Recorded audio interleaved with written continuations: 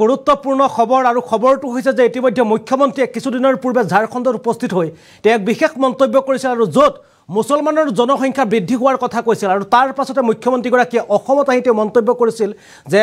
2051 চনত অসমৰ জনসংখ্যা মুছলমানৰ হিন্দুতকৈ অধিক হ'ব বুলি মন্তব্য কৰিছিল কিন্তু এই মন্তব্যৰ পিছতে আজিৰ দিনটোত মুখ্যমন্ত্ৰীগৰাকীয়ে তথ্য সহকাৰে উদাহৰণ দি দেখুৱাইছে যে 2051 চনত অসমত সংখ্যালঘুৰ জনতা 3,01,18,308 গৰাকীলৈ বৃদ্ধি হ'ব বুলি ইতিমধ্যে তথ্য সহকাৰে মুখ্যমন্ত্ৰীগৰাকীয়ে আজি দাঙি ধৰিবলৈ চেষ্টা কৰিলে আৰু এই তথ্যত কি আছে আপোনালোকক সবিশেষ তথ্য জনাবলৈ চেষ্টা কৰিছো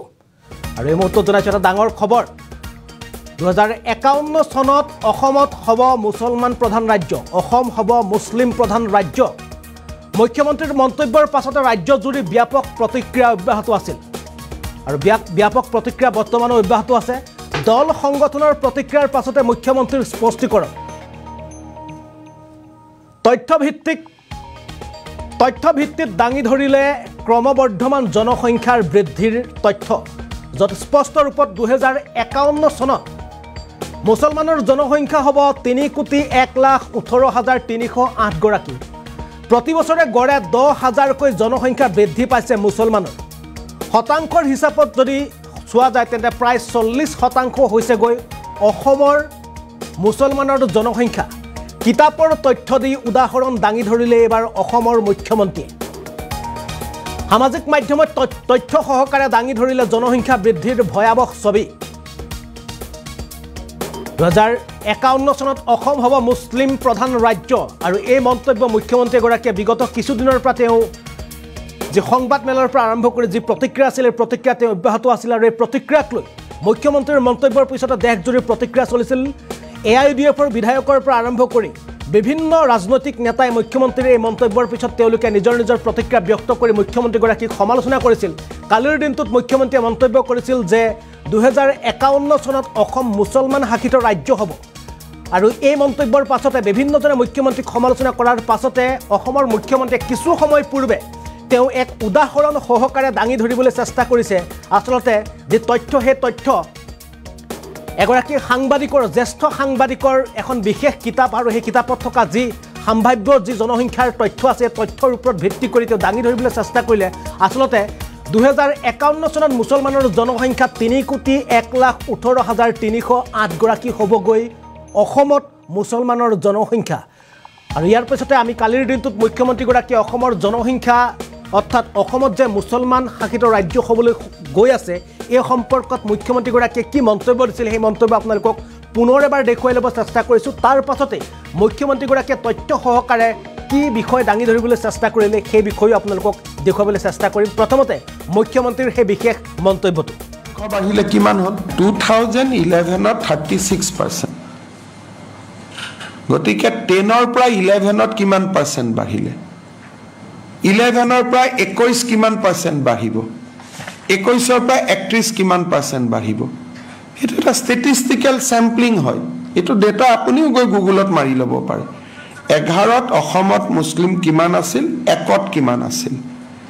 1991ত কিমান আছিল 1981ত কিমান আছিল প্ৰত্যেক বছৰে কিমান পাৰ্চেণ্ট বাঢ়ি আছে প্ৰত্যেক 10 বছৰত মুছলিম পপুলেশ্যন অসমত 29% কৰি বাঢ়ি আছে 35 আছিল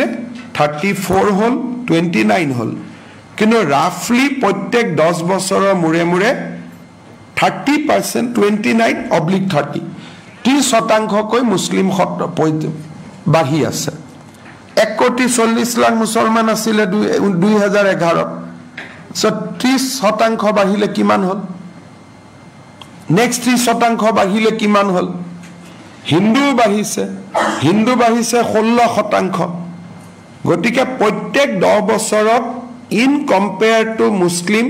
হিন্দু মুছলিম 16% বাঢ়ে গতিকে 16% হলে কিমান হ'ব 1,40,00,000 আছে 16% হলে 22 লাখ প্ৰত্যেক 10 বছৰৰ মূৰত 22 লাখ মুছলিম অসমত বাঢ়ে গতিকে 2011 পৰা 21ত 22 লাখ বাঢ়িলে 21ৰ পৰা 31ত 22 লাখ 31ৰ পৰা 41ত 22 lakh then they become majority এইটো এটা পৰিসংখ্যা যেটো মই কোৱাৰ কাৰণে হিমন্ত বিশ্ব শৰ্মাই কৈছে এনেকুৱা লাগি আছে মই কোৱা নাই ইণ্ডিয়ান সেন্সাসে কৈ আছে এইটো মূৰ কোৱা তথ্য নহয় এইটো গতিকে আপোনালোকেও যদি যিকোনো কুল মাইন্ড লৈ কম্পিউটাৰটোত বহি লয় আৰু এইবিলাক পাব্লিশ ডাটা হিন্দু কিমান মুসলিম কিমান খ্ৰীষ্টিয়ান কিমান বৌদ্ধ কিমান জৈন কিমান these are published data প্ৰকাশিত পৰিসংখ্যা হয় ইয়াত মই বনাবলগীয়া একো নাই মোৰ ডাটা নহয় এইটো অসমৰ বাস্তৱ যে 2041 চনত অসম এখন মুসলিম মেজৰিটি ষ্টেট হ'ব হেতুত কোনো না আপুনি ৰাখিব পাৰে না মই ৰাখিব পাৰো এটা বাস্তৱ হেতুৱে কথা সবে মুখ খুদি আছে হিমন্ত বিশ্ব শৰ্মাই ভুল তথ্য দিছাৰে মই ক'ত তথ্য দিছে আৰু আছিল মুখ্যমন্ত্ৰীৰ মন্তব্য আমি ইতিমধ্যে মুখ্যমন্ত্ৰীগৰাকীৰ মন্তব্য দেখুৱালৈ ইতিমধ্যে কালিৰ দিনটোত মুখ্যমন্ত্ৰীগৰাকীয়ে এনেদৰে মুছলমানৰ জনসংখ্যা বৃদ্ধিক লৈ মন্তব্য কৰাৰ পাছতে মুখ্যমন্ত্ৰীগৰাকীৰ মন্তব্যক বিভিন্নগৰাকীয়ে সমালোচনা কৰিছিল আৰু তাৰ পাছতে আজিৰ দিনটোত মুখ্যমন্ত্ৰীগৰাকীয়ে কিছু সময় পূৰ্বে তেওঁ সামাজিক মাধ্যমৰ জৰিয়তে তাত ডাটা দিবলৈ চেষ্টা কৰিছে আসলতে এগৰাকী জ্যেষ্ঠ সাংবাদিকৰ যি তেখেতৰ এখন বিশেষ কিতাপত মুছলমানৰ জনসংখ্যাক লৈ যি তথ্য আগবঢ়োৱা হৈছিল সেই তথ্যক ইতিমধ্যে তেওঁ সেই বিশেষ কিতাপখনৰ বিশেষ পেজটোক তেওঁ ইতিমধ্যে ইণ্ডিকেট কৰি তেওঁ মাৰ্ক কৰি দেখুৱাই দিছে আসলতে আমি আপোনালোকক দেখুৱাবলৈ চেষ্টা কৰিছোঁ মুখ্যমন্ত্ৰীগৰাকী আজি কেনেদৰে তেওঁ এনেদৰে সামাজিক মাধ্যমৰ জৰিয়তে এনেদৰে তেওঁ মুছলমানৰ জনসংখ্যা বৃদ্ধিক লৈ যি ডাটা সেই ডাটা ইতিমধ্যে উদাহৰণ সহকাৰে দাঙি ধৰিবলৈ চেষ্টা কৰিছে আৰু ইয়াত যদি আপোনালোকে চাই এই ডাটাৰ যদি আপোনালোকে চাই আৰু এই কিতাপখন আছিল The Game Called NRC আৰু এই কিতাপখন লিখিছিল এগৰাকী জ্যেষ্ঠ সাংবাদিক অসমৰ মৃণাল তালুকদাৰে লিখিছিল আৰু যিখন কিতাপত স্পষ্টকৈ লিখা আছে যে 2051 চনত আপোনালোকে যদি চাই তেন্তে 2011 চনত মুছলমানৰ জনসংখ্যা 1,79,345 গৰাকী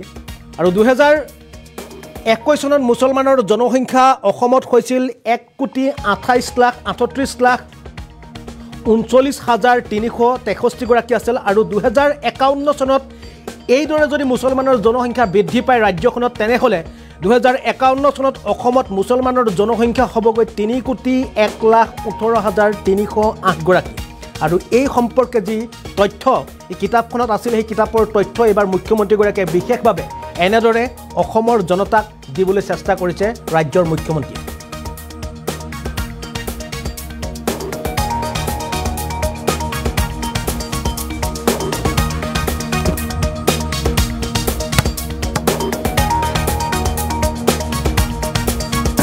2011 36% গতিকে 10 পৰা 11 কিমান পাৰ্সেন্ট বাঢ়িলে 11 পৰা 21 কিমান পাৰ্সেন্ট বাঢ়িব 21 পৰা 31 কিমান পাৰ্সেন্ট বাঢ়িব এটা এটা ষ্টেটিষ্টিক্যাল স্যাম্পলিং হয় এটো ডেটা আপুনিও গৈ গুগলত মাৰি লব পাৰে 11ত অসমত মুসলিম কিমান আছিল 1ত কিমান আছিল 1991ত কিমান আছিল 1981ত কিমান আছিল প্ৰত্যেক বছৰে কিমান পাৰ্সেন্ট বাঢ়ি আছে প্ৰত্যেক 10 বছৰত মুসলিম পপুলেশন অসমত 29% কৰি বাঢ়ি আছে 35 আছিল 34 হল 29 হল কিন্তু ৰাফলি প্ৰত্যেক 10 বছৰৰ মুৰে মুৰে 30% 29/30 30% কৈ মুসলিম বাঢ়ি আছে 1,40,00,000 মুছলমান আছিল 2011 সো 30% বাঢ়িলে কিমান হল